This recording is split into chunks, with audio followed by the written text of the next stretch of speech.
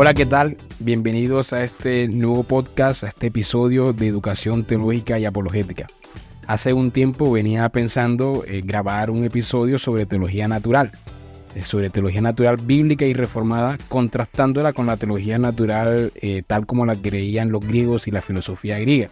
Sin embargo, no había tenido el espacio, pero afortunadamente un ministerio de educación teológica me invitó a dictar una charla con sus estudiantes el día 22 de septiembre sobre teología natural.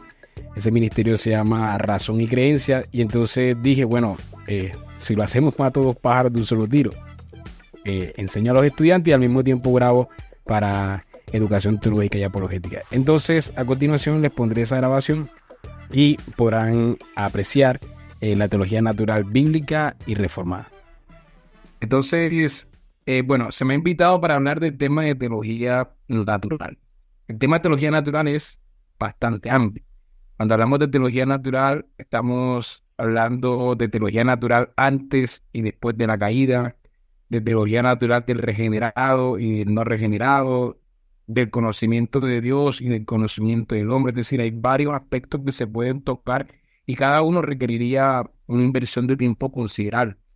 Sin embargo, lo que quiero hacer en esta enseñanza de hoy es simplemente hablar de la teología natural en general, que es la teología natural, y hacer un contraste entre la teología natural griega, la teología natural de origen griego y la teología natural que surge de la Biblia, en el marco de lo que la teología reformada, es decir, la teología que se dirá a la confesión, a los estándares de fe de Westminster y a las tres formas de unidad, en los cánones de Dort, Catecismo de Heidelberg y la Confesión Belga, Catecismo Mayor de Westminster, Catecismo Menor de Westminster y la Confesión de Fe de Westminster. De esa manera estoy definiendo teología reformada. Entonces, más que todo, explicaré la teología natural desde un marco reformado, contrastándolo con la teología natural de origen griego. Y a la vez, vamos a comenzar y estaremos analizando estos puntos. Pero básicamente esa es la idea de la clase, entender qué es la teología natural bíblica, y con bíblico yo me refiero nuevamente a la teología natural reformada, y contrastándolo con la teología natural griega. Yo realmente no tengo diapositivas, pero tengo muchos textos que voy a leer como evidencia de mi clase, evidencia de mi tesis. Entonces, los comparto aquí para que de pronto me sigan en la lectura en el momento en que los vaya leyendo, ¿sí? En el momento en que proceda a leerlo. Pero cuando hablamos de teología natural, suele haber mucha confusión por dos razones. Primero, porque no distinguimos entre revelación natural y teología natural. Esa es la primera razón clave que yo he encontrado en mi involucramiento en este tema de teología natural, es que muchas veces los teólogos, algunos teólogos, porque otros, por supuesto, que sí lo entienden, y el laico como tal no suele distinguir entre revelación natural y teología natural. Y segundo, porque no distingue la teología natural tal como la entendieron los griegos de la teología natural tal como surge en la Biblia y como la ha entendido el marco de teología reformada. Entonces, el no hacer estas dos distinciones ha llevado a mucha confusión en el tema de la teología natural. Entonces, a medida que vayamos explicando, vamos a ir entendiendo por qué estas confusiones entre revelación natural y teología natural. Y de hecho, muchas veces cuando los teólogos, por ejemplo, los ortodoxos reformados, los teólogos reformados del siglo XVI escribían y ellos usaban el término teología natural, muchas veces ellos estaban refiriéndose a la revelación natural. Entonces, la teología natural para ellos estaba, cuando hablaban de teología natural se referían a revelación natural, pero no confundiéndolo, sino que evidentemente ellos tenían un concepto de teología natural que era muy diferente al concepto de teología natural que surge de los griegos. Entonces, por eso no había confusión en ellos, pero hoy día sí puede haber confusión a este respecto. Por eso es necesario aclarar estos puntos. ¿Qué es la revelación natural? Cuando hablamos de revelación natural, estamos hablando de aquello que Dios está revelando de sí mismo perspicua, es decir, claramente y suficientemente en la creación. Eso es revelación natural, que también se conoce como revelación general. Normalmente este es el término más común que se suele usar en la teología moderna, revelación general. Pero revelación natural era el término más común usado hace unos cuantos siglos atrás. Entonces, revelación natural es lo que se entiende por revelación general. Es decir, es aquello que Dios está revelando de sí mismo, perspicua y suficientemente en la creación. Eso es revelación natural. Mientras que teología natural es la interpretación o la sistematización que podríamos hacer de esa revelación natural. Por eso se deben distinguir, porque no es exactamente lo mismo. Revelación natural es lo que Dios está revelando. Y teología natural ahora es la interpretación nuestra o la sistematización nuestra de esa revelación natural. ¿Ya? Entonces, teniendo en mente esto, podemos hacer la diferencia entre la teología natural de origen griego y la teología natural que surge de las Escrituras. La teología natural griega es una empresa que cree que puede hacer una sistematización bastante completa de Dios en la naturaleza sin recurrir a ninguna revelación especial. Y de hecho este concepto de teología natural surge en los griegos. Los griegos distinguían entre los libros sagrados y lo que se podía conocer de Dios en la naturaleza. Entonces ellos procuraban más esta teología natural en la naturaleza, valga la redundancia. Así que una empresa que cree que, mira, Dios reveló algo en la naturaleza, el Dios cualquier Dios, porque no saben cuál Dios, siempre el Dios no conocido posiblemente, muchos dioses, pero entonces, ¿qué podemos saber de Dios en la naturaleza?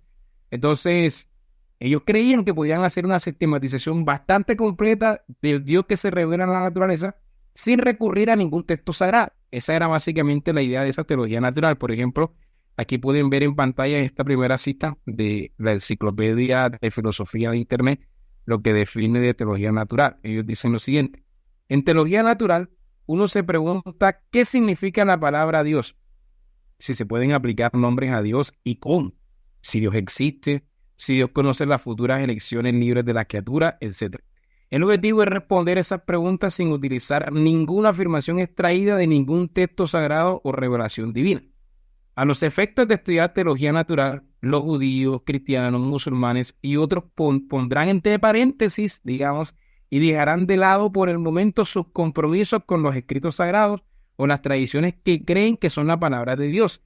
Y hacerlo les permite proceder juntos, es decir, los judíos, los musulmanes, los cristianos y los griegos también, les permite proceder juntos para abordar las eternas preguntas sobre Dios, utilizando las fuentes de evidencia que comparten en virtud de su humanidad común. Por ejemplo, la sensación, la razón, la ciencia y la historia. Esta definición es tal cual como la entendían los griegos. Podemos hacer un estudio muy completo de Dios en la naturaleza sin depender de ningún texto sagrado, de ninguna revelación especial. Este tipo de teología natural, el problema con este tipo de teología natural que dice no necesitamos textos sagrados y podemos tener un conocimiento bastante completo de Dios en la naturaleza, el problema con este tipo de teología natural es que no toma en cuenta los efectos noéticos, los efectos destructivos del pecado en la mente de la criatura. También se conoce efectos noéticos del pecado, es decir, esos efectos del pecado en la mente de nosotros, que son efectos de cierta manera destructivos. Para los defensores de esa teología natural, el hombre solo necesita utilizar correctamente su intelecto y su razonamiento lógico, y si utiliza correctamente su intelecto y si utiliza correctamente su razonamiento lógico, entonces él podrá llegar a una adecuada interpretación y sistematización de la revelación general. Así que según esa perspectiva, dicha tarea se logra únicamente observando y meditando en las obras de la naturaleza, aplicando bien tu intelecto y tu razonamiento lógico, pero solamente observando la naturaleza. Y los escolásticos medievales, por ejemplo, muchos de los escolásticos medievales creían que podían conocer los atributos divinos a través de la naturaleza mediante tres vías. Cuando hablamos de los escolásticos medievales, estamos hablando de los teólogos cristianos de la época medieval que solían usar un método de estudio conocido como escolástico, un método de discurso, pero también de ese método de discurso se desarrolla una teología escolástica y unos compromisos metafísicos y unos compromisos epistemológicos que estaban muy ligados a la filosofía griega. Entonces, ellos creían que podían conocer los atributos de Dios a través de tres vías, podían conocer los atributos de Dios en la naturaleza a través de tres vías. La primera vía era la vía de la causalitatis, la vía de la causalidad, es decir, la vía de la casualidad, de la causalidad, la vía de la causalidad, que implicaba razonar, según Berkov, desde los efectos que vemos en el mundo que nos rodea hasta la idea de la primera causa. Si tú haces ese razonamiento, es decir, razonas desde los efectos que vemos en el mundo que nos rodea hasta la primera causa, si razonas desde la contemplación de la creación hasta la idea de un todopoderoso creador, pues puedes entender muchas ideas o muchos atributos del Dios de la naturaleza. Esa era la vía de la causalitatis. La segunda vía que ellos podrían usar era la vía negationis, que era la vía de la negación o remoción, que implicaba remover de nuestra idea de Dios todas las imperfecciones que vemos en sus criaturas como inconsistentes con la idea de un ser perfecto, y le adscribimos todas las opuestas perfecciones. Es decir, la primera vía de la causalidad es, vamos del efecto a la causa, y yendo del efecto a la causa, de las obras de Dios a Dios, podemos saber mucho sobre ese Dios, muchos atributos de ese Dios. Y la vía de la negación era, miramos a las criaturas y vemos cuáles son los defectos de las criaturas. Y lo opuesto se lo atribuimos a Dios. ¿Sí? Esa era la vía de la negación, la vía de la renunciación. Y basado en esta vía, dice Berkov, hablamos de Dios como independiente, como infinito, como incorpóreo, como inmenso, como inmortal e incomprensible. Entonces, la primera vía nos conduce, por ejemplo, a un Dios creador, a un Dios que es primera causa, a un Dios que es inamovible, un primer motor. Pero esta segunda causa nos dice ahora que Dios es independiente porque nosotros somos dependientes, Dios es infinito porque nosotros somos finitos, Dios es incorpóreo porque nosotros somos corporales, Dios es inmenso porque nosotros no lo somos, Dios es inmortal porque nosotros somos mortales, y Dios es incomprensible porque nosotros somos comprensibles. Así que a través de la negación, de la remoción, las imperfecciones nuestras, llegamos a una comprensión de las perfecciones de Dios. Y la tercera vía era la vía de la eminentiae, la vía de la eminencia, en la que adscribimos a Dios en el más eminente grado las relativas perfecciones que descubrimos en el hombre. Es decir, hay cosas que vemos en el hombre que son buenas, y lo que hacemos es que le atribuimos a Dios esas mismas cosas que vemos en el hombre, pero en un grado de perfección. Por ejemplo, el hombre tiene bondad, el hombre posee bondad, o el hombre expresa bondad. Entonces, Dios es la bondad absoluta, el hombre es amor, Dios no es amor, el hombre pues tiene amor o expresa amor, pues Dios es el amor absoluto. El hombre hace justicia, pues Dios es la justicia absoluta, y el hombre ejerce misericordia, pues Dios es la misericordia absoluta. Y de esa manera, a través de este razonamiento natural, se podía llegar a un conocimiento bastante completo de Dios en la naturaleza. Berkov comenta lo siguiente sobre esta forma de proceder. Él dice, no es el método adecuado para la teología dogmática. Tiene su punto de partida en el hombre y formula sus conclusiones partiendo de lo que encuentra en el hombre para llegar a lo que se encuentra Dios. Y hasta donde lo hace así, resulta el hombre la medida de Dios. ¿Sí? El hombre se vuelve el estándar de Dios. Ciertamente, este no es el método, no es el procedimiento del método teológico. Además, basa su conocimiento de Dios en conclusiones humanas más que en la revelación que Dios ha hecho de sí mismo en la palabra divina. Hermann Bavinck argumenta lo siguiente: mientras que la teología natural fue inicialmente un relato a la luz de las escrituras, bueno, cuando él habla inicialmente no está yendo hacia la teología natural de los griegos, porque evidentemente la teología natural surge allá en Grecia, en la filosofía griega. Cuando él habla aquí inicialmente está hablando en la tradición reformada, o en la tradición, en la reforma protestante del siglo XVI, siglo XVII. Dice, mientras que la teología natural fue inicialmente un relato a la luz de las escrituras, de lo que los cristianos pueden saber acerca de Dios desde la creación, pronto se convirtió en una exposición de lo que las personas racionales no creyentes podían aprender de la naturaleza por el poder de su propio razonamiento. En otras palabras, la teología natural se convirtió en teología racional. Descartes consideró la idea innata de Dios como propia existencia de Dios. Boetius, que fue un reformador ortodoxo del siglo XVII, todavía discernió la diferencia entre esta argumentación racionalista y la doctrina reformada de la teología natural. Pero más tarde los teólogos la perdieron de vista progresivamente, y entonces el racionalismo en todas partes hizo su entrada triunfal. Y entonces, en el periodo de la Ilustración, por ejemplo, en la época de la Ilustración, los filósofos, cada uno tenía su propio Dios, ¿sí? Spinoza tenía su Dios, Kant tenía algunas ideas de Dios, cada uno, Descartes tenía su Dios, cada uno se hacía un Dios basado en lo que veía en la naturaleza. Entonces algunos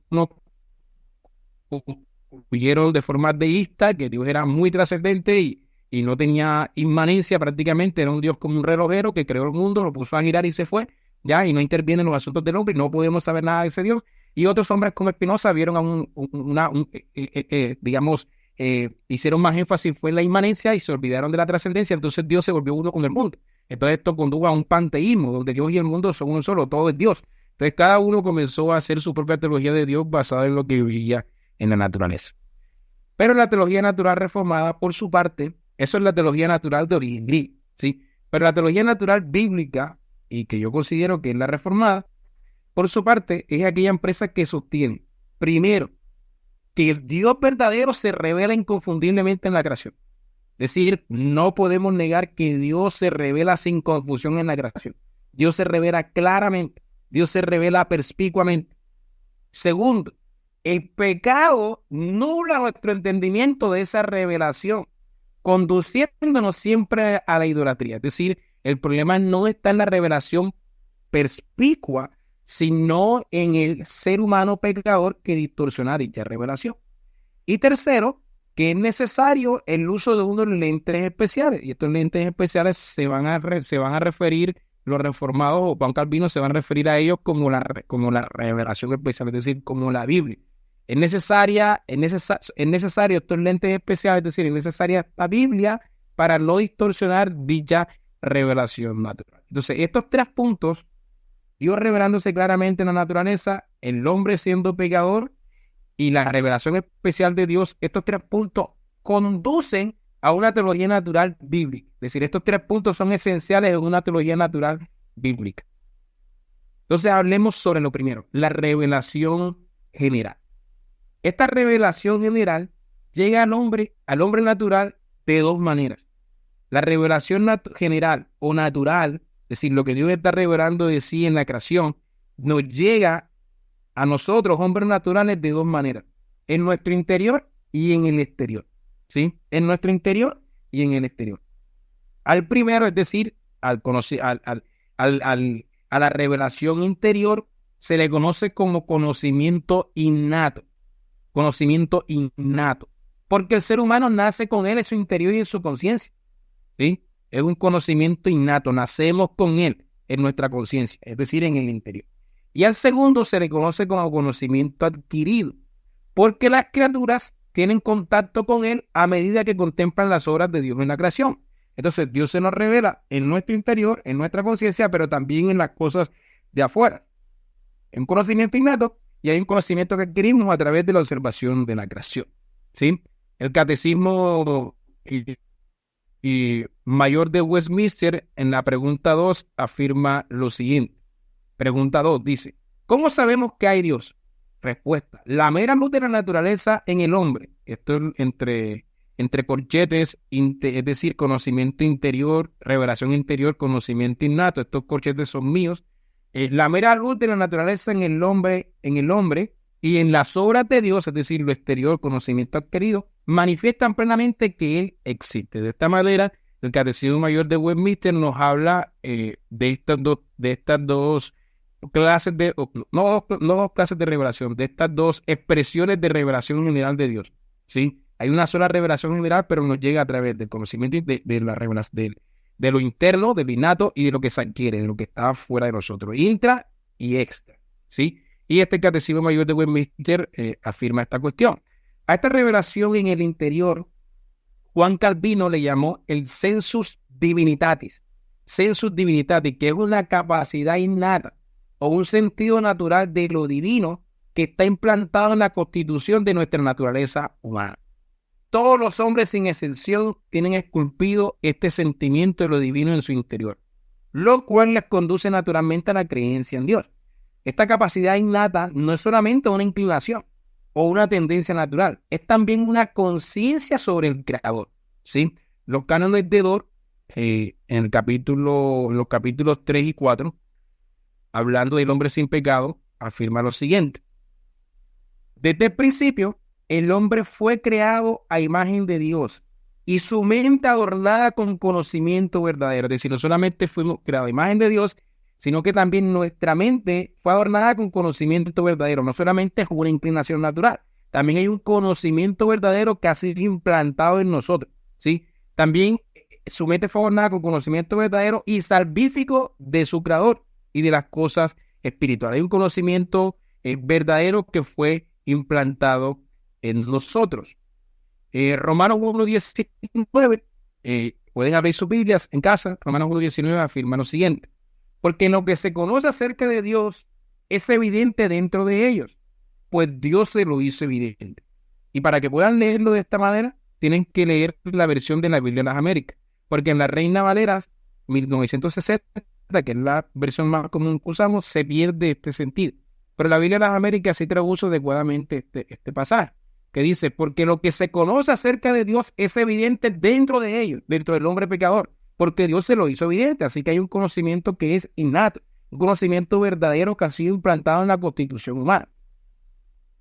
Romanos 2:14, Romanos capítulo 2, versículo 14 al 15, afirma lo siguiente: porque cuando los gentiles que no tienen ley, y aquí con la ley está hablando de la ley de Dios, la ley revelada en el Éxodo, los 10 mandamientos, incluso todas las implicaciones o aplicaciones de los 10 mandamientos, cuando los gentiles que no tienen esa ley hacen por naturaleza lo que es de esa ley, entonces, aunque no tengan esa ley, son ley para sí mismos, mostrándonos con esto la obra de la ley escrita en sus corazones, dando testimonio en su conciencia y acusándolo, defendiendo su razonamiento. Es decir, el contenido de la ley moral de Dios que fue expresada en el Éxodo 20 y en el Sinaí, ese contenido expresado ya está naturalmente, ese contenido de la ley ya está naturalmente implantado en nuestra constitución humana desde que fuimos creados, ¿sí? Entonces no solamente hay un conocimiento verdadero de que Dios existe,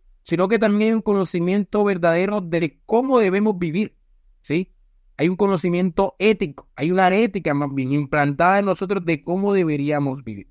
Así que estos dos pasajes afirman claramente que dentro de nosotros el Señor ha impreso su conocimiento para conocerlo y además para obedecerlo.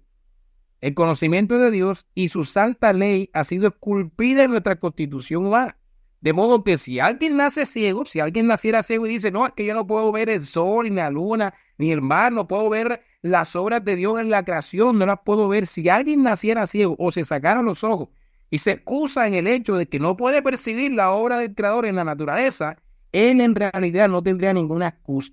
¿Por qué? Porque dentro de sí está impreso naturalmente el conocimiento de lo divino. ¿Ya?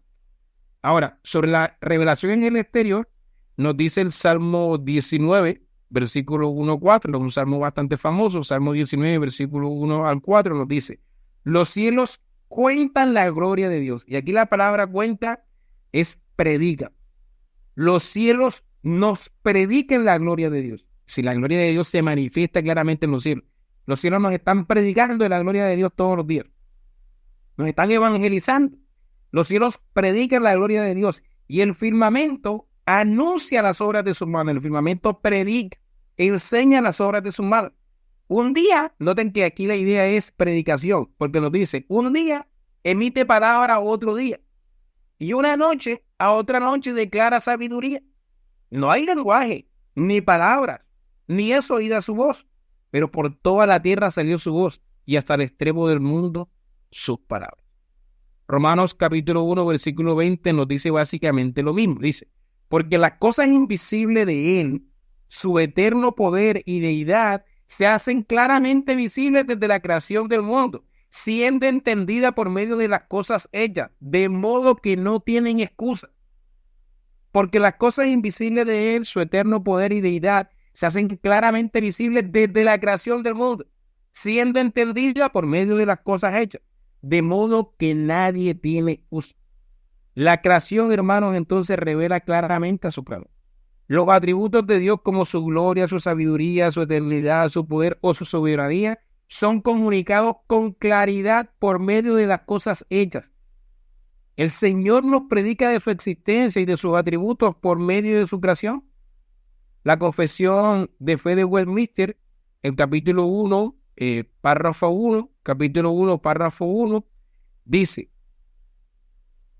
la luz de la naturaleza y las obras de la creación y de La luz de la naturaleza y las obras de creación y de providencia manifiestan la bondad, la sabiduría y el poder de Dios de tal manera que los hombres quedan sin excusa.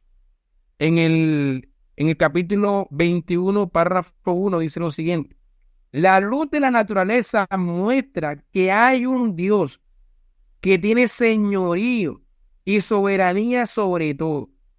La luz de la naturaleza muestra que hay un Dios que tiene señorío y soberanía sobre todo, que es bueno y que hace bien a todos, y que por tanto debe ser temido, amado, alabado, invocado, creído y servido, con todo el alma, con todo el corazón y con todas las fuerzas. La confesión belga, en el artículo 2, dice que a Él lo conocemos en primer lugar por la creación, por la conservación y por el gobierno del universo.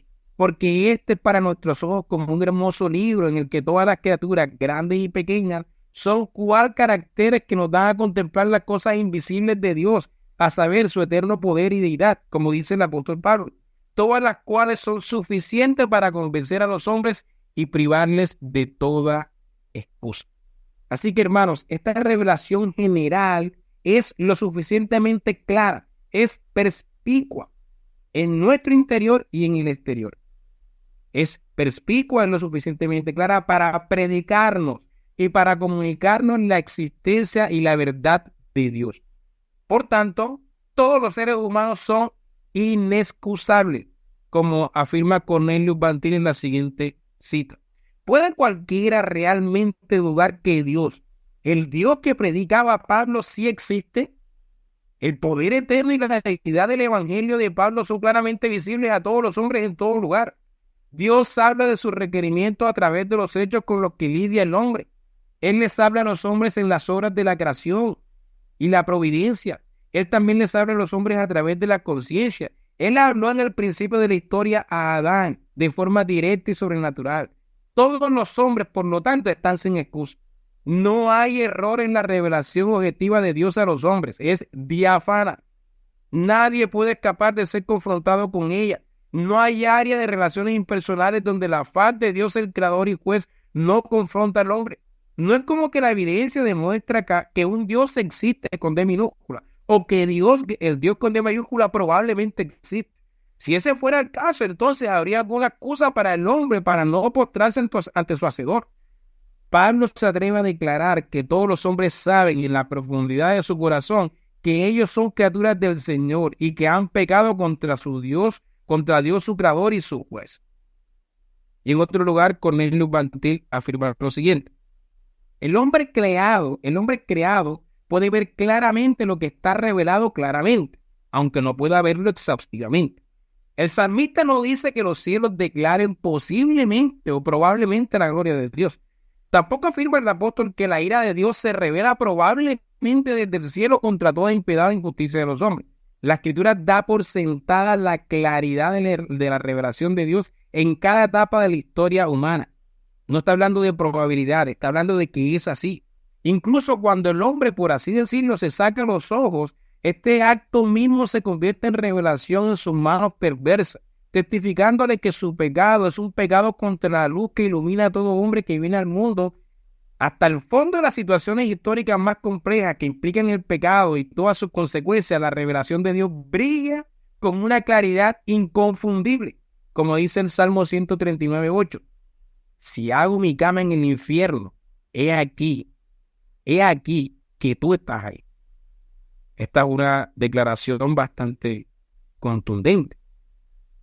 Entonces, en primer lugar, hemos visto que Dios se revela claramente en la creación.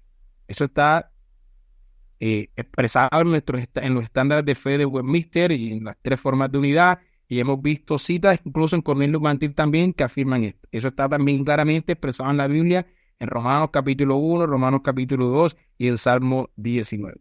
Ahora, el segundo punto que debemos tener en cuenta para entender la teología natural bíblica es que el pecado hace que esta revelación sea insuficiente para nosotros. Esta revelación general es insuficiente para que el ser humano pueda conocer verdaderamente a Dios y salvarse, puesto que se ha convertido en un pecador. No es que sea insuficiente en sí misma. O sea, es lo suficientemente clara en sí misma. Pero el pecado ha corrompido tanto a la creación que el hombre natural distorsiona esa revelación perspicua. Juan Calvino utilizaba la ilustración de unos lentes. Es como cuando un hombre con problemas visuales está leyendo un libro. Él sabe que el libro está ahí y que ahí hay unas letras que se pueden leer. Sin embargo, como tiene problemas visuales, él no puede leer. O sea, él no puede ordenar las letras. ¿Sí? Entonces, él sabe que Dios está ahí. ¿Sí? Pero como él tiene esos problemas visuales, él no puede ver a Dios claramente, lo distorsiona.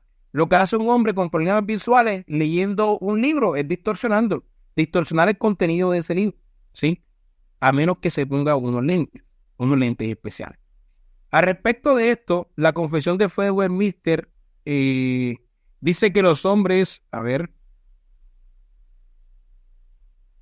respecto de esto, la Confesión de Fe de Westminster dice que los hombres estaban dotados de conocimiento, de rectitud y santidad verdadera a la imagen de Dios, teniendo la ley de Dios escrita en su corazón y capacitados para cumplirla. Eso está en el capítulo 2, párrafo 2 de la Confesión de Fe de Westminster. Pero después de la caída, cayeron de su rectitud original y perdieron la comunión con Dios y por tanto quedaron muertos en el pecado y totalmente corrompidos en todas las facultades y partes del alma del cuerpo. Confesión de Fe de Westminster, capítulo 4, párrafo 2, capítulo 6, párrafo 2. Entonces, esa misma muerte en el pecado y la naturaleza corrompida se transmitieron a la posteridad que desciende de ellos. Capítulo 6, párrafo 3 de la Confesión de Fe de Westminster. Por esta corrupción original estamos completamente impedidos, incapaces y opuestos a todo bien y enteramente inclinados a todo mal. Capítulo 6, párrafo 4 en la Confesión de Fe de Westminster. Los cánones de Dort, en los capítulos 3 y 4, 1, enseñan que por la caída los hombres han traído sobre sí ceguera, oscuridad horrible, vanidad y perversión de juicio en su mente, maldad, rebeldía y dureza en su voluntad y en su corazón, así como también impureza en todos sus afectos. Sin embargo, esto no significa que la caída haya corrompido tanto al hombre que el conocimiento de Dios haya sido plenamente borrado de su interior. Lo que significa es que después de la caída, aún queda en el hombre alguna luz de la naturaleza, mediante la cual conserva algún conocimiento de Dios, de las cosas naturales, de la distinción entre lo ilícito, lo lícito y lo ilícito, y también muestra alguna práctica hacia la virtud y a la disciplina externa, como dicen los cánones de Dort, capítulo 3 y 4, en el párrafo 4. Este conocimiento natural, este conocimiento natural sobre Dios no es eliminado del hombre debido al pecado, sino que el hombre, por su pecado, naturalmente lo corrompe, como afirman los cánones de Dort en los capítulos 3 y 4, en el párrafo 4, dice: sin embargo, esta luz de la naturaleza está lejos de permitir que el hombre llegue a un conocimiento salvífico de Dios y se convierta a él, pues de hecho ni siquiera la usa rectamente en asuntos naturales y civiles. Antes bien, sea como sea, lo que hacen es que la empañan totalmente de diversas maneras y la subyugan en injusticia, y al hacerlo así, por tanto, se priva de toda excusa delante de Dios. Las Escrituras afirman en Romanos 1, 18, 20 que el hombre, habiendo conocido a Dios, es decir, revelación general, no le glorificaron como a Dios. Esto es corrupción de su naturaleza. Dice, habiendo conocido a Dios, esto es revelación general, no le dieron gracia. Esto es corrupción de su naturaleza. Habiendo conocido a Dios, es decir, revelación general, se envanecieron en su razonamiento. Esto es corrupción de su naturaleza. Habiendo conocido a Dios, es decir, revelación general, su necio corazón fue entenebrecido. Corrupción de su naturaleza. Habiendo conocido a Dios, revelación general, se hicieron necios. Corrupción de su naturaleza. Habiendo conocido a Dios, revelación general, cambiaron la gloria del Dios incorruptible en semejanza de imagen de hombre corruptible, de aves, de cuadrúpedos y de reptiles, es decir, corrupción de su naturaleza. Es decir, este conocimiento natural de Dios les conduce inevitablemente a la idolatría. Inevitablemente a la idolatría. Después de la caída en el huerto de Edén, el ser humano murió espiritualmente, como dice Génesis 2:17 y Efesios 2:1. Su mente y su conciencia fueron corrompidos, como dice Tito 1:15. Su corazón se volvió engañoso y perverso, como dice Jeremías 17:9. Todo designio de su pensamiento se inclinaba únicamente al mal, como dice Génesis 6:5 y Génesis 8:21. Aunque el Señor creó al ser humano como una criatura recta, éste decidió seguir su propio camino descendente, apartado del legislador, como dice Eclesiastés 7:29. Así que el hombre, se convirtió en un extraño y en un enemigo para Dios, como dice Colosenses 1:21. Por su naturaleza caída, ya no quiere, ni puede sujetarse a la ley del Señor, como dice Romanos 8:7. No puede percibir las cosas que son del Espíritu de Dios, porque para él son locuras y no las puede entender, como dice 1 Corintios 2:14. Por tanto, el ser humano después de la caída está destituido de la gloria de Dios, como dice Romanos 3:23. Pablo nos resume la condición de la humanidad en el estado de pecado en el siguiente pasaje, Romanos capítulo 3, versículo 10 al 18. Dice: no hay justo, ni aún uno. No hay quien entienda, no hay quien busque a Dios. Todos se desviaron, a una se hicieron inútiles. No hay quien haga lo bueno, no hay ni siquiera uno. Sepulcro abierto su garganta, con su lengua engaña. Veneno de áspides hay debajo de sus labios. Su boca está llena de maldición y de amargura. Sus pies se apresuran para derramar sangre. Quebranto y desventura hay en sus caminos, y no conocieron camino de paz. No hay temor de Dios delante de sus ojos.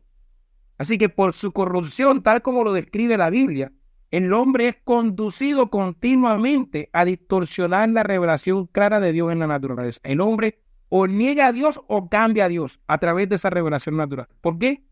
¿Por un problema en la revelación natural? No, por un problema en su naturaleza caída, en el pecado. El pecado le lleva a él a tomar ese conocimiento natural claro y distorsionarlo. Entonces ese conocimiento natural claro lo conduce a la idolatría. Lo conduce a la idolatría. Así que esta es la condición del hombre caído. El conocimiento natural es claro, pero él o niega a Dios, y si no lo niega, lo cambia. Es decir, esto le conduce a la idolatría. Juan Calvino, en su Institución de la Religión Cristiana, repite esta idea en varias ocasiones. Él dice lo siguiente: así como la experiencia muestra que hay una semilla de la religión plantada en todos por una secreta inspiración de Dios, así también, por otra parte, con gran dificultad se hallará uno entre cientos que la conserve en su corazón para hacerla fructificar. Pero no se hallará ni uno solo en quien madure y llegue a sazón y a la perfección. Porque sea que uno se desvanezca en sus supersticiones, o que otros a sabiendas maliciosamente se aparten de Dios, todos degeneran y se alejan del verdadero conocimiento de Dios. Es decir, esa semilla de la religión, ese conocimiento que Dios está revelando externamente debido a nuestro pecado, nos conduce a la idolatría. Juan Calvino dice en otro lugar: los hombres más inteligentes son tan ciegos como los topos.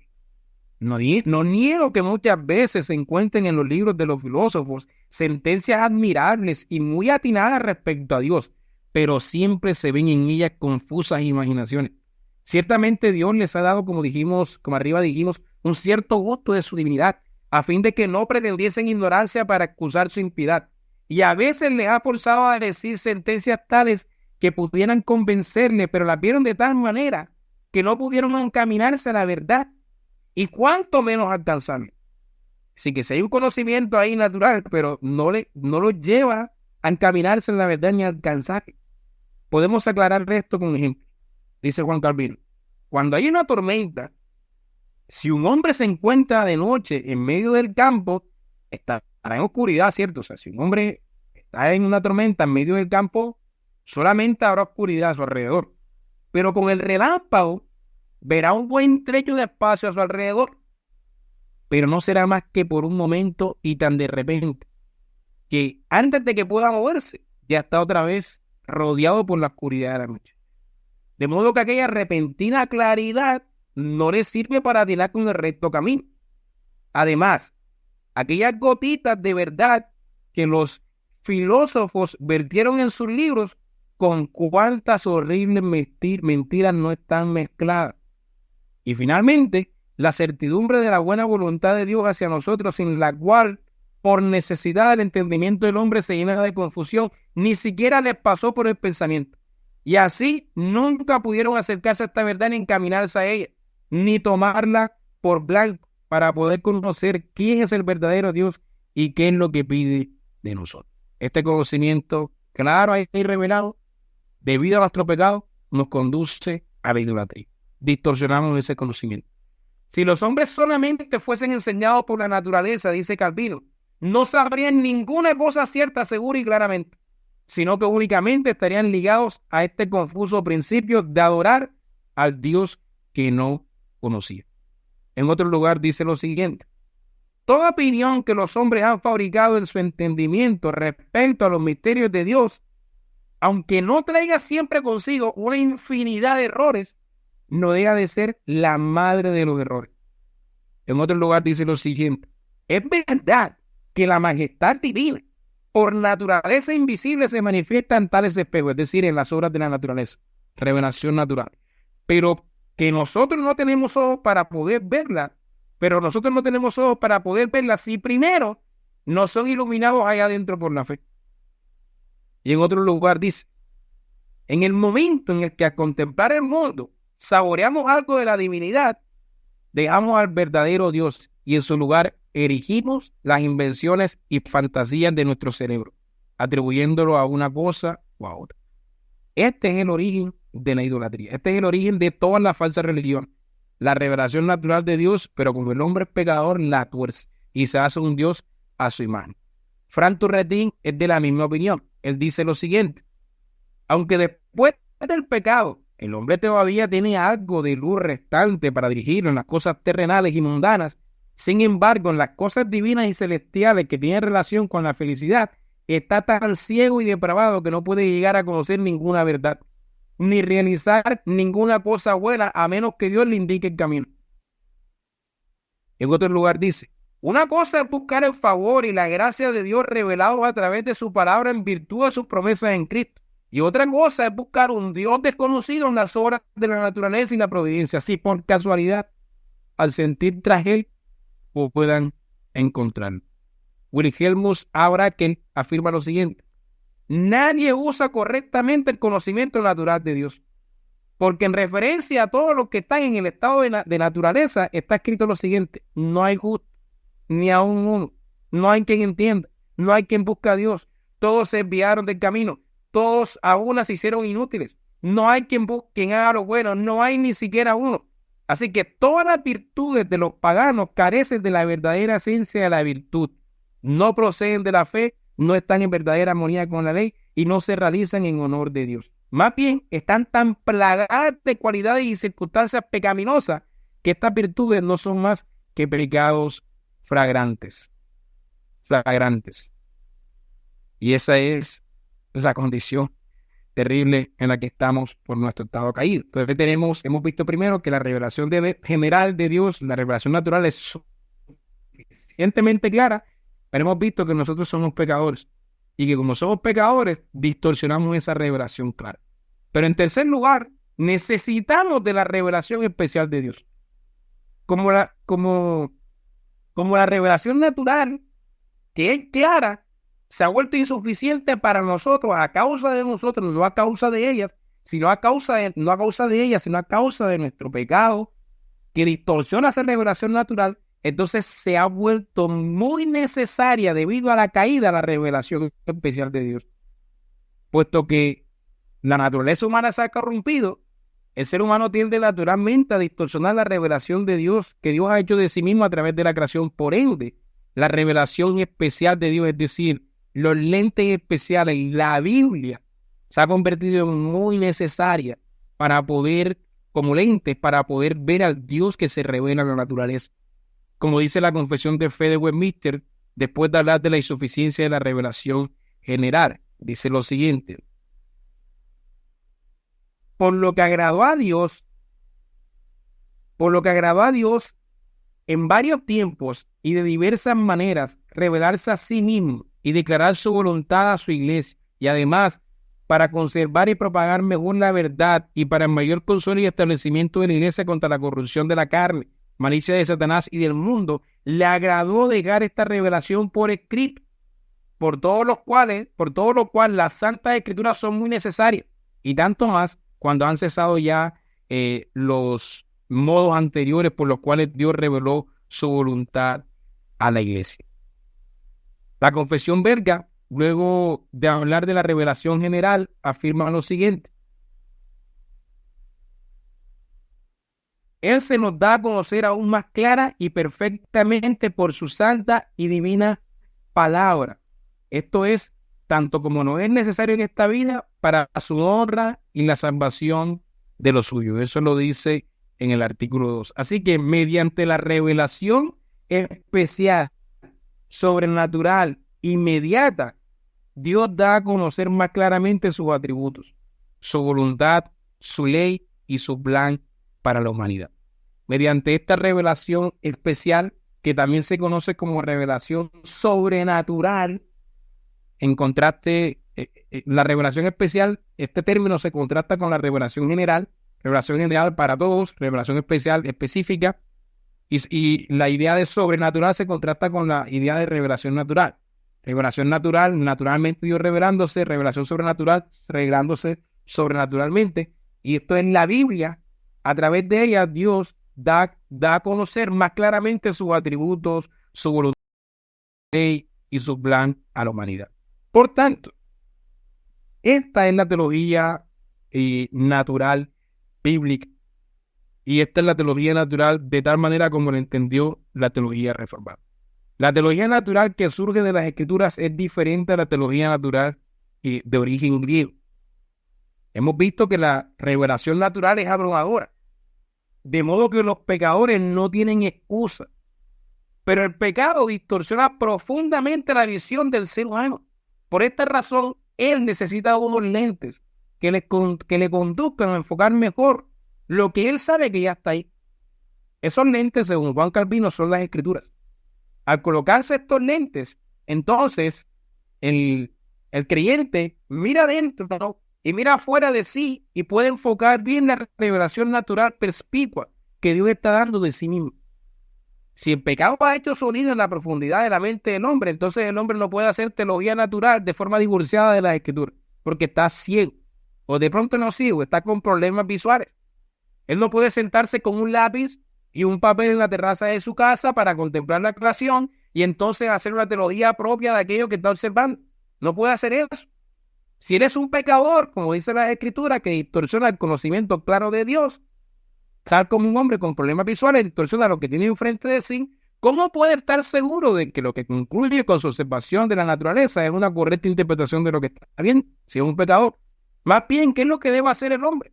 Debe sentarse en la terraza de su casa, tomar un lápiz y un papel y abrir las Escrituras y con un ojo mirar a la Biblia y con el otro mirar a la creación. Lo que debe es colocarse los lentes de las Escrituras para que, a pesar de sus problemas visuales, pueda enfocar lo que Dios, que está ahí revelado claramente, ha revelado. Lo que Dios, que está ahí, ha revelado claramente. Esta es la teología natural de Calvino. Esta es la teología natural bíblica. Esta es la teología natural de los estándares de fe de Westminster. Es la teología natural de la teología reformada en su consenso. Es una teología natural que surge de las Escrituras. Esta es una teología natural que no es independiente de la teología bíblica, sino que ambas son interdependientes, complementándose y presuponiéndose mutuamente para el enriquecimiento del creyente. Así que veamos lo que ha dicho gran parte de la tradición reformada o de los teólogos reformados al respecto. Calvino dijo lo siguiente: mi intento es solamente poner de qué manera Dios, que es creador del mundo, deba por ciertas notas ser diferenciado de toda la otra multitud de dioses que los hombres han inventado. Y aunque existen muchos textos del Nuevo Testamento, de la ley y de los profetas, todos ellos no pretenden probar otra cosa sino que Dios, creador del mundo, nos es manifestado en las Escrituras. ¿Y qué es lo que debemos saber de Él para que no andemos dando vueltas perdidos buscando otro Dios desconocido. Así que necesitamos la Escritura para entender lo que Dios ha revelado claramente. Hermann Bavinck dice lo siguiente: no hay tal cosa como una teología natural separada que pueda ser obtenida aparte de la revelación únicamente sobre la base de una consideración reflexiva del universo. El conocimiento de Dios que se recoge en la llamada teología natural no es producto de la razón humana. Más bien, la teología natural presupone, en primer lugar, que Dios se revela en su obra. No son los humanos los que buscan a Dios, sino que Dios busca a los humanos, también por medio de las obras de sus obras en la naturaleza. Siendo así, entonces, presupone además que no son los humanos los que a la luz de su razón natural entienden y conocen esta revelación de Dios. Aunque todas las religiones paganas son positivas, es decir, concretas, lo que se necesita en el lado humano es una mente santificada y ojos abiertos para poder ver a Dios, el Dios verdadero y viviente en sus criaturas. Y ni siquiera esto es suficiente, ni siquiera los creyentes cristianos podrían entender la revelación de Dios en la naturaleza y reproducir con precisión si Dios mismo no hubiera descrito en su palabra cómo se reveló y qué reveló de sí mismo en el universo en su conjunto. El conocimiento natural de Dios se incorpora y se expone ampliamente en la propia Escritura. Por consiguiente, los cristianos siguen un método completamente equivocado cuando, al tratar la teología natural, por así decirlo, se despojan de la revelación especial de Dios en la Escritura y de la iluminación del Espíritu Santo y la discuten aparte de cualquier presuposición cristiana y luego pasan a la revelación especial. No es la forma correcta de proceder. Hermann Bavinck también dice en otro lugar: la convicción cristiana sobre lo que puede saberse de Dios aparte de la revelación especial es una teología natural válida. Sin embargo, cuando esta teología natural actúa sola y de una manera autosuficiente y racionalista y deja a un lado la necesidad de la revelación especial, es una actividad inválida e impía. Gerard Bosch dice lo siguiente: con la entrada del pecado, la estructura de la revelación natural misma se perturba y se coloca en una posición que necesita corrección. La naturaleza interior ya no funciona normalmente en el hombre pecador. Su sentido de Dios, tanto moral como religioso, puede haberse vuelto inexacto y ciego. Y la búsqueda de Dios en la naturaleza exterior se ha convertido en objeto de error y distorsión. El sentido innato de Dios, al estar más cerca del ser interior del hombre, se ve más seriamente afectado por ello que su observación externa de la Escritura, es decir, de la firma de Dios en la naturaleza. De ahí la exhortación de las Escrituras dirigida a los paganos a corregir sus necios prejuicios sobre la naturaleza de Dios, derivado de las obras de la creación. Joel Beeke dice lo siguiente: los reformadores y más tarde los teólogos ortodoxos reformados tenían una visión pesimista de la capacidad humana natural para razonar su camino hacia el Dios hacia el verdadero Dios. Dijeron que las mentes de los pecadores caídos están envueltas en la oscuridad. Incluso la luz de la autorrevelación de Dios en la naturaleza es en gran medida resistida o rechazada. Lo que el hombre percibe de la divinidad está corrompido en idolatría.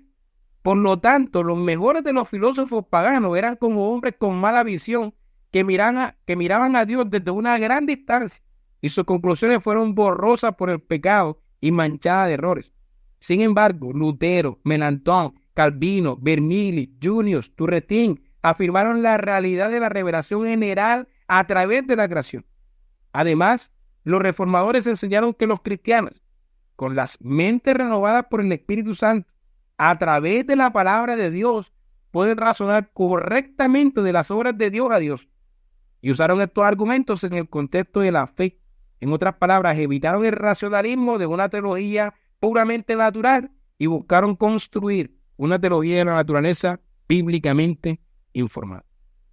Berkhoff dice lo siguiente: los reformadores rechazaron el dualismo de los escolásticos y procuraron una síntesis de la doble revelación de Dios. No creyeron en la habilidad de la razón humana para construir un sistema científico de teología sobre la base de la revelación natural pura y simple. El punto de vista de ellos al respecto puede reproducirse de la manera siguiente: como resultado de la entrada del pecado en el mundo, el manuscrito de Dios en la naturaleza quedó grandemente oscurecido y en algunos de los casos más importantes y en algunos de los más importantes asuntos casi borrado e ilegible. Además, el hombre está enfermo de ceguera espiritual y por tal motivo privado de la capacidad de leer correctamente lo que Dios originalmente y con toda claridad escribió en las obras de la creación. Para remediar esta enfermedad y evitar la frustración del divino propósito, Dios hizo dos cosas. En su revelación sobrenatural, republicó las verdades de la revelación natural. Es decir, en la Biblia, republicó las verdades de la revelación natural, las libertó de conceptos falsos y de nuevo las incorporó en su revelación sobrenatural de la redención. Todavía más, Dios proveyó lo necesario para la curación de la ceguera espiritual del hombre por medio de la obra de regeneración y santificación, incluyendo la iluminación espiritual, y de este modo capacitó al hombre para que de nuevo alcanzara el verdadero conocimiento de Dios, conocimiento que lleva consigo la seguridad de la vida eterna. Turretín dice lo siguiente: la escuela de la naturaleza no era capaz ni de llevarnos al conocimiento del verdadero Dios y a su culto legítimo, ni de descubrir el plan de salvación por el que los hombres pudieran salir de la miseria del pecado a un estado de perfecta felicidad que surgiera de la unión con Dios. Por lo tanto, era necesaria la escuela superior de la gracia, en la que Dios pudiera enseñarnos por medio de la palabra la verdadera religión, instruyéndonos en su conocimiento y en su culto, y elevándonos en comunión con Él al disfrute de la salvación eterna, donde ni la filosofía ni la razón podrían elevarse. Cornelius Van Til dice lo siguiente: la posición de Calvino en materia de revelación permitió también acabar con la falsa distinción escolástica entre la teología natural y la revelada. No existe una teología natural separada que pueda prescindir de la revelación y adquirir el verdadero conocimiento de Dios hasta cierto punto, como enseñaban los escolásticos. No existe eso. La naturaleza solo puede ser leída correctamente por aquellos que permiten que la luz de la Escritura caiga sobre ella. Así que en conclusión, hermanos, la teología natural reformada se opone a la teología natural griega en su intento de construir una teología propia de Dios desde la revelación natural sin referencia a ningún texto sagrado, porque entiende que dicha empresa no tiene en cuenta los efectos noéticos del pecado en la criatura, es decir, no tiene en cuenta los efectos del pecado en la mente de nosotros. De esa manera, en la teología natural reformada, la revelación natural y la revelación especial son interdependientes, van de la mano, presuponiéndose mutuamente. Las escrituras son necesarias como aquellos lentes que ayudan a eliminar nuestros problemas visuales y nos permiten mirar con claridad las obras de Dios en su creación. Si alguien no mira a la creación con estos lentes, necesariamente caerá en la idolatría. De todo esto se deduce una tensión en la teología reformada. En un sentido, el hombre conoce y puede discernir por medio de la creación al Dios verdadero. Es decir, en un sentido podemos decir todos los hombres conocen a Dios. No hay ateos. Todos los hombres conocen al Dios verdadero. ¿Por qué? Porque la revelación natural en su interior y en el exterior es clara. Así que todos los hombres están sin excusa. Conocen al Dios verdadero. Pero en otro sentido, el hombre no conoce al Dios verdadero en la creación. ¿Por qué? A causa de su naturaleza caída, que le conduce a la idolatría y por tanto le conduce a distorsionar lo que Dios ha revelado claramente en la creación. ¿Sí? Por tanto, no puede hacer una teología propia de Dios sin tener en cuenta las Escrituras. Entonces, en este otro sentido, el hombre no conoce a Dios. Y no conoce a Dios porque lo distorsiona, porque ese conocimiento siempre le lleva a la idolatría. Si él llega a descubrir cierta verdad de Dios, como por ejemplo Aristóteles descubre que hay un motor inmóvil, es decir, hay un ente que tuvo que darle movimiento a todas las cosas y él mismo tiene que ser inamovible. Eso es cuando Aristóteles dice eso, cuando Aristóteles dice que Dios es acto puro, está diciendo algo con lo que debemos estar de acuerdo. Sin embargo, esa verdad que Aristóteles alcanza con la creación inmediatamente con muchas imaginaciones. Por tanto, conoce y no conoce a Dios a la vez. Entonces hay una tensión entre decir que el hombre conoce a Dios y decir que no lo conoce.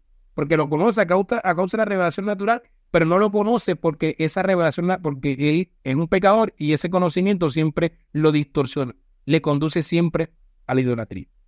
Entonces, estas declaraciones de que el hombre conoce a Dios y el hombre no conoce a Dios serán muy comunes en la tradición reformada y Y si uno puede tener en mente esta distinción que he explicado, cuando leamos estos escritos, entonces no vamos a caer en confusión. Termino a Richard Muller, un criador cristiano de bastante renombre, que dice lo siguiente: aunque no se otorga un estatus fundamental a la teología natural, ni en las confesiones reformadas, ni en la teología de los reformadores en general, tanto las confesiones como los sistemas dogmáticos reconocen la presencia de una revelación de Dios en el orden creado.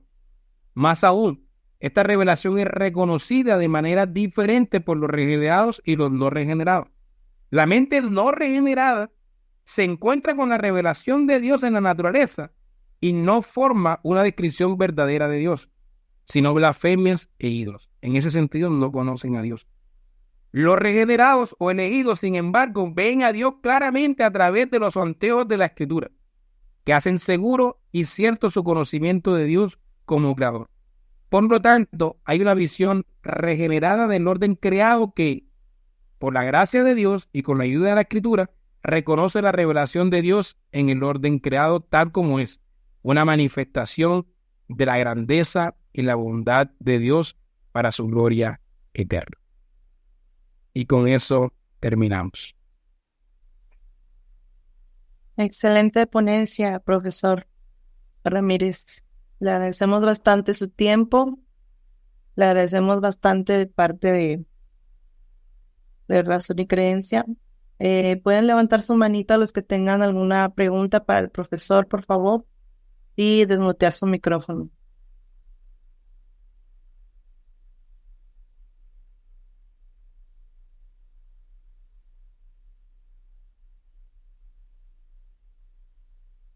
Mi hermano Jorge levantó su manita.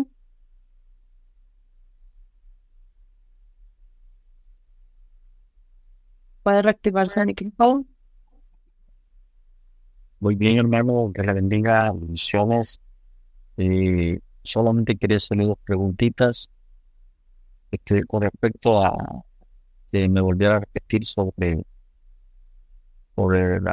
parece que la teología natural es lo mismo que la general, algo así, si no me equivoco. Y la otra pregunta llevaría de que si el hombre naturalmente está corrompido interiormente por el pecado, ¿por qué razón cuando Jonás fue a predicar a Nínive, una ciudad totalmente corrupta, pero Nínive predicó, fue corto su mensaje, recorrió la ciudad por 3 días y dice que Nínive se arrepintió? O sea, se arrepintió el rey, el pueblo, hasta los animales, todos se vistieron de silicio. Entonces, ¿cómo se podía aplicar si ellos tenían una naturaleza depravada? ¿Cómo ellos respondieron al mensaje de Dios a través de Jonás? Gracias, hermano. Bueno, Jorge, gracias por las dos preguntas. Bueno, sobre la primera lo dijimos al inicio de la clase. Distinguimos entre revelación natural y teología natural. Dijimos que revelación natural es aquello que Dios revela claramente en la creación. Y teología natural es lo que nosotros podemos hacer con esa revelación que Dios está dando. Es decir, revelación natural es lo que Dios revela y teología natural es la forma como nosotros interpretamos lo que Dios está revelando, ¿ya? Pero de esa manera la distinguimos. Van de la mano, pero no son exactamente lo mismo. Y sobre la segunda pregunta, la única respuesta es la gracia de Dios. Es decir, cuando una persona responde al Evangelio, no es a causa de nuestra naturaleza caída, sino a causa de la obra de Dios en nosotros. Es decir, Dios cambia nuestra naturaleza, nos convierte en un nuevo hombre. Entonces, si Nínive cambió sus caminos en ese momento, aunque haya sido temporal, se debió a una convicción que Dios les dio a ellos. Sí, no puedo negar la naturaleza caída porque está claramente explicada en la Biblia, pero también está explicado en la Biblia que Dios cambia la naturaleza y que Dios, a través de su gracia, obra en nosotros y nos transforma. Entonces, la única respuesta es que Dios obró cambiando la naturaleza humana. Eso es lo que Dios hace con nosotros cuando nos hace nuevo hombre. Yo era un tremendo pecador hace 15 años, era un tremendo pecador, el peor de los pecadores. no merecía estar aquí, pero Dios me transformó. Me llamó, me transformó. Yo no quería venir a Dios, pero Él me transformó.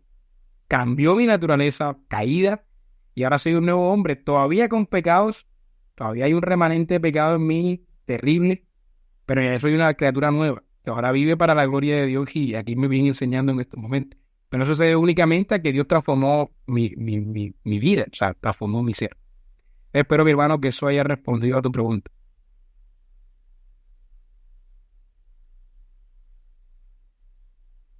Hermano Osman, si quiere tomar la palabra, por favor.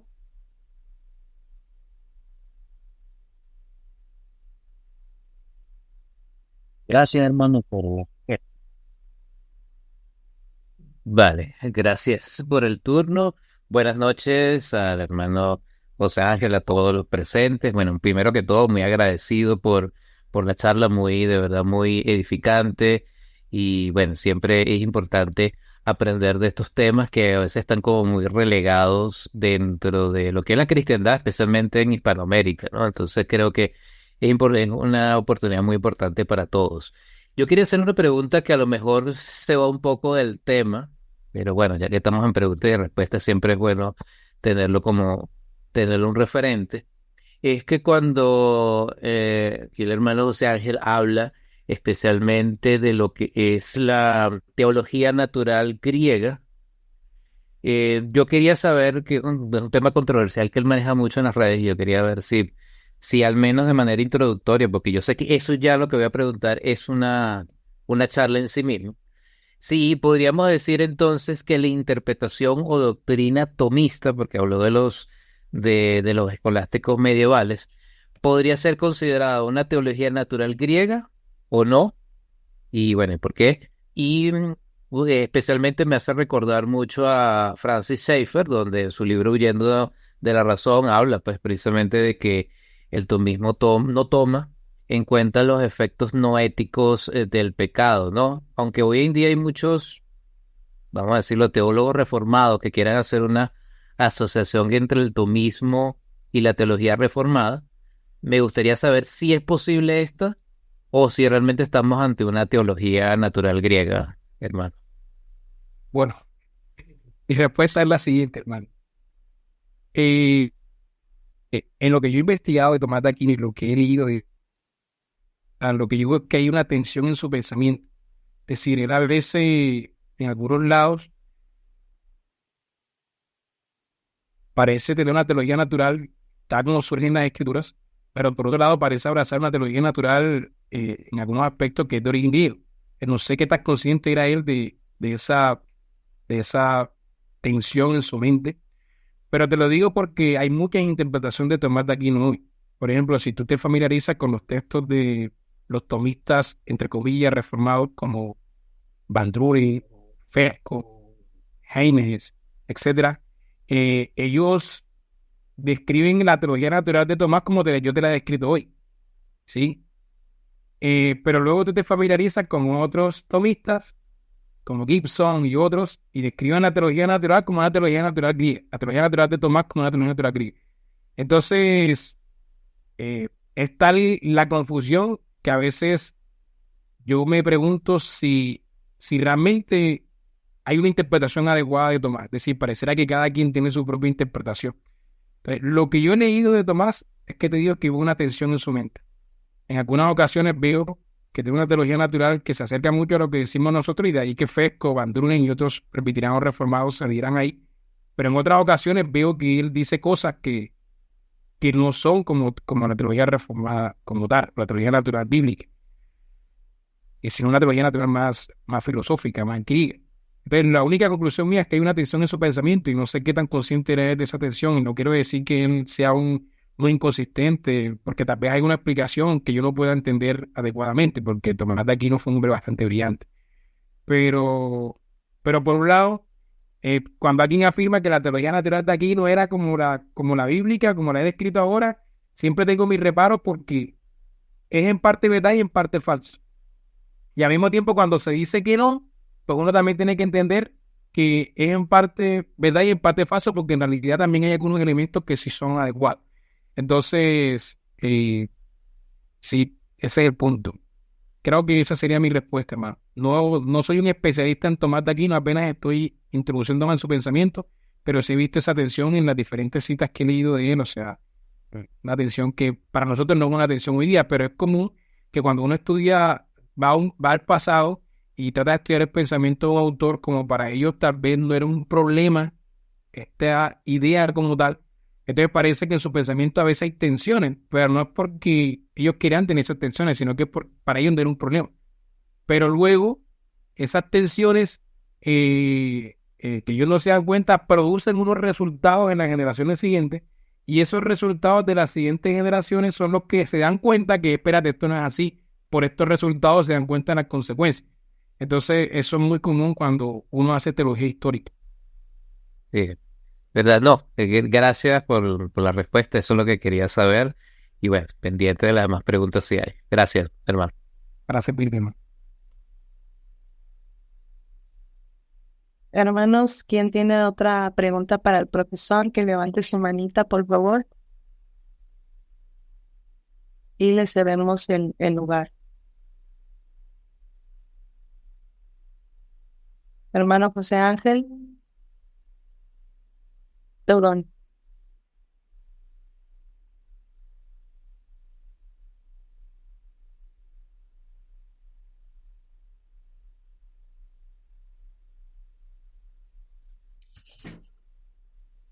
Bueno, antes de la siguiente pregunta, leí en el chat que alguien pregunta si pueden compartir en material de apoyo. Bueno, esto que estoy diciendo yo hoy es solamente un resumen de un documento más extenso que escribí. Ese documento está de descarga gratuita. Si ustedes entran a mi página de apologética, que se llama presuposicionalismo.com, yo sé que es difícil pronunciarlo y escribirlo, pero viene de presuposición, a presuposición.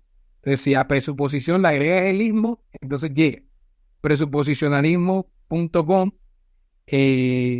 Allí vas a donde dicen libros.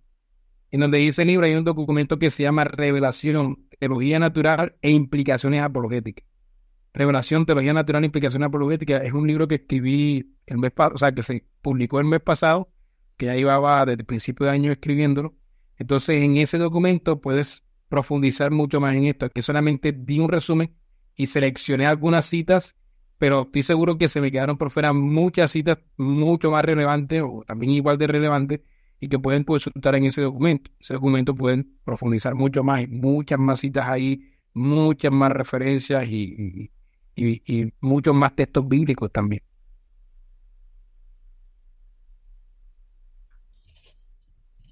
Bien, entonces voy a hacer mi pregunta, profesor. Adelante, mi hermano. Primero le agradezco por la información bastante valiosa para el crecimiento cristiano, sobre todo lo que estamos aquí al frente de este ministerio. Y bueno, mi pregunta es la siguiente, mi hermano. En Hechos capítulo 17, cuando Pablo habla en Atenas, él comienza hablándole a los atenienses de una revelación especial. En el versículo 24 les dice que Dios hizo el mundo y todo lo que en ellos hay. Pero me llama la atención el 26, que dice: de una sangre ha hecho todo el linaje de los hombres para que habiten sobre toda la faz de la tierra, y les ha prefijado el orden de los tiempos y los límites de su habitación. Y aquí viene: para que busquen a Dios, si en alguna manera palpando puedan hallarlo. Me da la impresión, o pareciese que como que la revelación natural de alguna manera impulsa al hombre a buscar a Dios, o no sé si ligado con lo que usted leía allí de esa ley escrita en el corazón, se une a la revelación especial y hace que el hombre de alguna manera busque a Dios. Entonces Dios se le revela en respuesta a esa búsqueda. No sé si estoy en lo cierto. Sí, de ahí que yo dijera que la revelación natural de Dios es la causa de todas las religiones, es decir, de la idolatría. Porque, como decía Calvino, no hay pueblo antiguo tan bárbaro o tan salvaje que no haya tenido una idea de un Dios. Es decir, todas las culturas antiguas, es decir, nadie nace ateo, ¿sí? El ateísmo precisa de adoctrinamiento. Todo el mundo nace con una idea de Dios, pero esa idea de Dios, debido a nuestro pecado, la distorsionamos. Hay una búsqueda natural de Dios, y esa búsqueda natural conduce a una religión natural. Y esa religión natural es la idolatría. Sí, es todas las religiones no cristianas. La religión de los incas, la religión de los mayas, la religión de los griegos, de los romanos, de los babilonios, etcétera, ¿sí? Hay una inclinación natural a buscar a Dios, pero como somos pecadores, hacemos un Dios a nuestra imagen, ¿ya? De ahí que necesitemos la revelación especial, para que la revelación especial nos limpie, por decirlo de esa manera, la idea de Dios y nos muestre cuál es el verdadero Dios que ahí se revela. Por eso necesitamos los lentes. Es como sin la revelación especial estamos como, nuevamente, el hombre con problemas visuales que sabe que hay algo ahí y va tras ese algo. Pero como tiene problemas visuales, nunca puede ver bien ese algo. ¿Vamos a entender? Entonces lo que hace es que distorsiona ese algo que está ahí. Siempre lo va a distorsionar. Mi madre, ella tiene unos lentes, pero yo no sé qué nivel de aumento, pero es bastante alto. No sé si tiene miopía o astigmatismo, pero yo una vez me puse los lentes de mi madre y yo no veía, yo sabía que había un televisor enfrente de mí, pero era distorsionado totalmente. Y no podía ver nada. Entonces, yo deduzco inmediatamente por lógica que así es como ve mi mamá. Es decir, así como yo veo con sus lentes puestos, es como ella ve sin los lentes. ¿Me entender? Si ella ve así, Dios mío, sin los lentes, o sea, lo que está enfrente de sí no puede enfocarlo nunca bien, aunque sepa que algo está ahí. Por mucho que trate de ir tras eso, nunca va a tener una interpretación adecuada de ello, a menos que se ponga unos lentes. Revelación especial. Provee esos lentes para que ahora sí podamos enfocar bien esos lentes de mi madre que ahora se pone y ahora sí se puede ver sus novelas y el noticiero. Bueno, esos son los lentes que necesitamos para interpretar adecuadamente la creación. Son los lentes especiales, la Biblia. Amén. Muchas gracias, profesor. Bueno, luego de que responda las preguntas, nos gustaría que nos hablara acerca de su libro Teología Natural. Ok.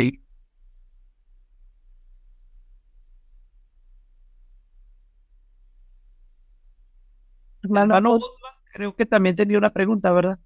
Sí, Hermano, este, dos preguntitas quiero hacerle, hermano. Bueno, en primer lugar, si hablamos de que ya tienen, podríamos decir que los hinduistas que adoran, que son politeístas, podríamos decir que ellos tienen la revelación natural, pero no la especial, o no la revelación especial porque no tienen esos lentes de la escritura. Pudiéramos decir eso, hermano. Y lo otro es con respecto a Abraham. Abraham vivía en Ur de los Caldeos y era sumamente idólatra. Entonces, pudiéramos decir que él tenía revelación natural, de alguna forma entendía de adorar a algo, pero que luego Dios le revela, recibe la revelación especial, hermano. Sí, bueno, yo por cuestión de tiempo, como les digo, en mi libro profundizo mucho más de estos asuntos. Pero cuando hablamos de revelación especial, hablamos en dos sentidos. Revelación especial es cuando Dios especialmente se habla a una persona o da conocimiento a una persona. No estoy diciendo que eso ocurra ahora, pero sí ocurrió en el pasado. Es decir, Dios habló a través de sueños, Dios habló a través de visiones, Dios habló a través de teofanías, a través de milagros. Y todas esas son revelaciones especiales. Y aunque Abraham no tenía la Biblia, sí tuvo revelaciones especiales porque Dios habló directamente con él. Si Dios lo llamó, Dios le dio una promesa, Dios se le apareció e hizo un pacto con él. Entonces tuvo una revelación especial. Sí, aunque no tuvo la Biblia, tuvo una revelación especial. Y además de eso, hay dos cosas que necesitamos para entender correctamente la revelación natural de Dios. Necesitamos la revelación especial, y he hecho mucho énfasis en eso, y no he hecho énfasis en el segundo punto, y es la iluminación del Espíritu. Es decir, necesitamos que el Espíritu Santo nos ilumine, obre en nosotros. Porque un hombre sin el Espíritu lee la Biblia y es como tener unos lentes que no sirven, ¿sí? Necesita el Espíritu. Y eso fue lo que tuvo Abraham. Abraham tuvo revelación especial y tuvo al Espíritu. Y como tenía esos dos elementos, podía entender claramente la revelación de Dios. ¿Hago entender? Y claro, el hombre natural, que no tiene ni la revelación especial ni tiene al Espíritu, se hace su propio ídolo.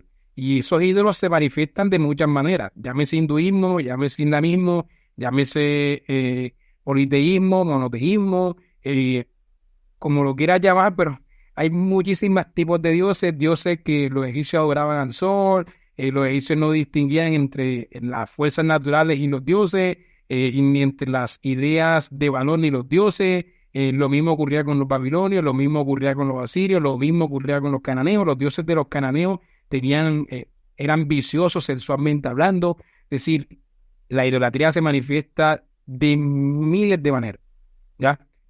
Con el hinduismo o con cualquier otra religión. A menos que tengamos la revelación especial y la obra del Espíritu Santo orando en nosotros, no vamos a poder interpretar correctamente lo que Dios claramente ha revelado.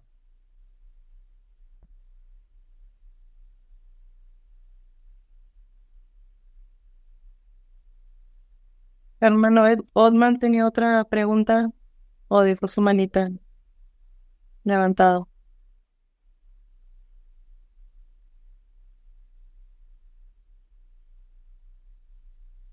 Sí, tenía otra pregunta yo de nuevo. Bueno, en cuanto al tema de los lentes, lo entiendo muy bien. Yo sufro presbicia precoz y estar sin lentes para mí es como ver manchones en el camino. Entonces, entiendo perfectamente la analogía. No, algo que me surgió después que terminé de hablar, buena pregunta, mejor dicho, es sobre estas tres vías, ¿no? Que son la causalidad, la negación, la inminencia, ¿no? Que son utilizadas o fueron utilizadas por los escolásticos medievales, ¿no? Me causa una curiosidad porque generalmente lo que uno ve en los libros de teología sistemática, especialmente la parte de teología propia, son estas tres vías. Entonces me surge la duda si desde un punto de vista de la teología reformada, o teología natural reformada, ¿estas tres vías son correctas o son incorrectas dado lo que se expuso hoy, hermano? Cuando estas vías no las desconectamos de la revelación especial, son adecuadas. Es decir, la revelación especial nos ayuda a usar bien la vía de la causalidad, la vía de la evidencia, la vía de la remoción. Sin la revelación especial, no podemos usarlas adecuadamente esas vías. Entonces, el problema no está en las vías en sí, sino el problema está en los presupuestos de las vías. Es decir, si debemos usarlo con los lentes de la Escritura, con una revelación especial, o hacerlo como lo hacían los griegos, sin revelación especial. Los escolásticos medievales, ellos trataron de hacerlo sin revelación especial, ¿sí?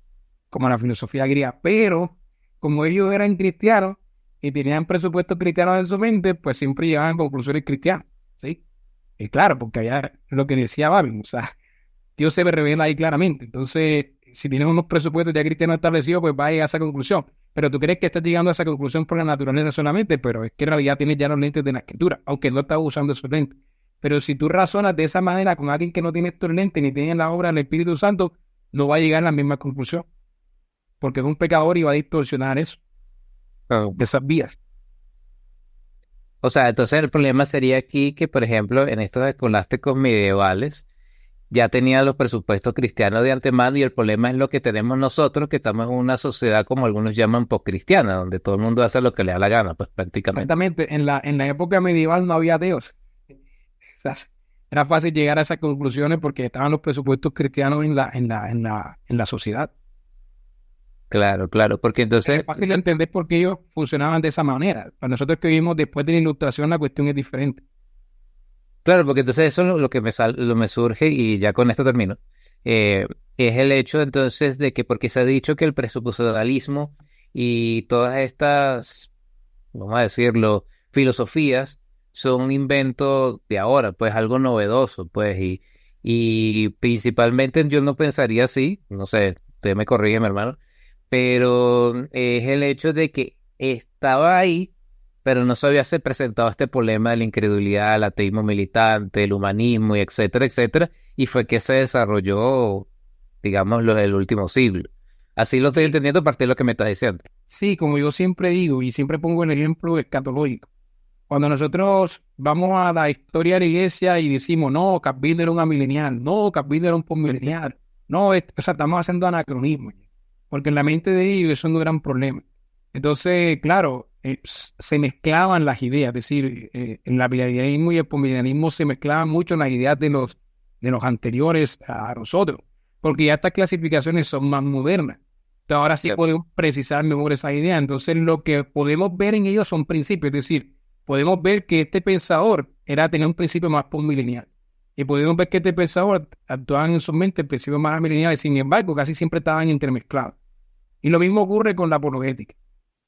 O sea, cuando vamos a la historia de la iglesia, la apologética presuposicional y la evidencialista estaban intermezcladas, porque no eran inconvenientes para ellos. Nosotros vemos en la iglesia primitiva que muchos de los padres de la iglesia daban por sentada la autoridad de la Biblia y de Dios. Y es que el problema no era el ateísmo como lo tenemos hoy. Que si tú ves la iglesia primitiva, Justino estaba buscando una justicia para la iglesia en el Imperio Romano. Los romanos no eran ateos. De hecho, acusaban a los cristianos de ser ateos. Los romanos creían en dioses. Si ves Ireneo, está tratando con los herejes marcionistas, gnósticos, perdón. Y está dando por sentada la Biblia. Y después vas pasando por la historia, estás viendo a Agustín tratando con los romanos otra vez. Y si llega a la época medieval, ni Anselmo, ni Tomás de Aquino, ni Guillermo de Oca, ni Escoto están tratando con ateos. Están tratando simplemente con las academias, con las universidades cristianas, las academias están en el contexto cristiano. ¿Sí? No están tratando con los ateos. Lo mismo con los reformadores ortodoxos, Calvino y tal. No están tratando con ateos. Los que están tratando con ateos ahora somos nosotros, los que vimos después de la Ilustración. Y lo que podemos ver cómo se practica, qué es más eficaz una apologética. O sea, cómo debe ser una apologética eficaz en un contexto como el que nosotros vivimos ahora. Y ese contexto permite que, bueno, como ha dicho un historiador, estamos en deuda con la herejía. Las herejías permiten que podamos precisar ciertas cosas. Y eso es lo que ha pasado, como yo lo veo. Después de la Ilustración hemos podido precisar algunas cuestiones apologéticas. Bueno, hasta aquí llega este episodio de Educación Teológica y Apologética. Espero que haya sido de mucha bendición. Si lo deseas, puedes descargar ese documento, ese último documento que yo escribí llamado Revelación, Teología Natural e Implicaciones Apologéticas. Entras a presuposicionalismo.com, vas a la sección de libros y ahí encontrarás el documento y ahí amplío muchísimo más sobre este tema. Así que nos vemos en una próxima ocasión. Chao, chao.